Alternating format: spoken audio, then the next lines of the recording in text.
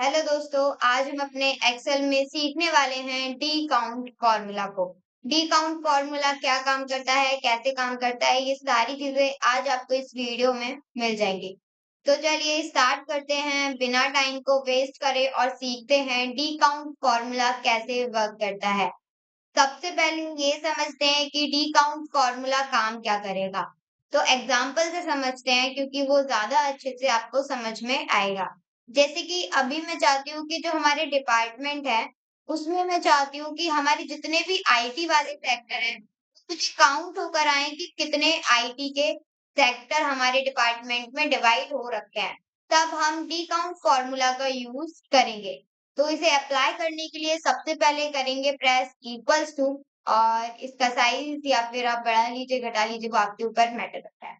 Equals to को करेंगे press और यहाँ पे हम लिखने वाले हैं डी काउंट, और डी काउंट लिखने के बाद हमें टैब से कर देना है इसको एक्टिव। इसके बाद हमसे क्या मांगेगा, डाटाबेस मांगेगा हमारा फॉर्मूला।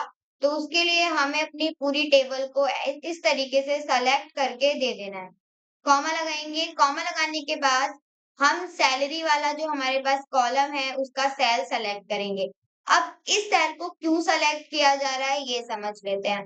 देखो, हमारा जो डी काउंट फॉर्मूला है वो सिर्फ न्यूमेरिकल वैल्यूज को ही के बेसिस पर ही क्या करता है, काउंट करता है। इसीलिए हम ऐसा सेल दे रहे हैं जिसके अंदर क्या लिखे हुए हैं, सभी चीजें न्यूमेरिकली लिखी हुई हैं। उसके बाद हम कॉमा लगा देंगे, कॉमा लगाने के बाद हमें क्या देना है, क्राइटेरिया देना है।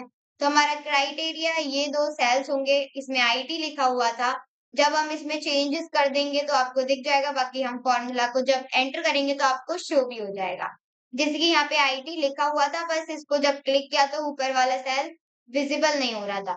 अब यहाँ पे आया है 3। अब 3 क्यों आया है ये समझते हैं। तो यहाँ पे आप देख सकते हो पूरे डिपार्टमेंट में आईटी के कितने सेक्टर हैं, 3 सेक्टर हैं। अभी मैं यहाँ पे कुछ और कर दूं, जैसे कि मैं जानना चाहती हूँ कि एचआर के कितने हैं, तो मैं यहाँ पे एचआर लिख दूंगी, लेकिन लिखना उसी तरीके से है जिस तरीके से आपके डाटा में लिखा हुआ है। तो एचआर के भी 3 ही हैं, तो एक बारी काउंट कर लेते हैं। तो 1 2 और ये 3। तो यहाँ से आप देख सकते हो कि किस तरीके से डी काउंट फॉर्मूला वर्क कर रहा है। आई होप आपको डी काउंट फॉर्मूला अच्छे से समझ में आ गया होगा। अभी भी कोई कंफ्यूजन, कोई भी डाउट या फिर कुछ भी ऐसा है जो क्लियर नहीं हुआ है तो आप हमसे पूछ सकते हैं कमेंट बॉक्स में लिखकर। बाकी thank you so much for watching video.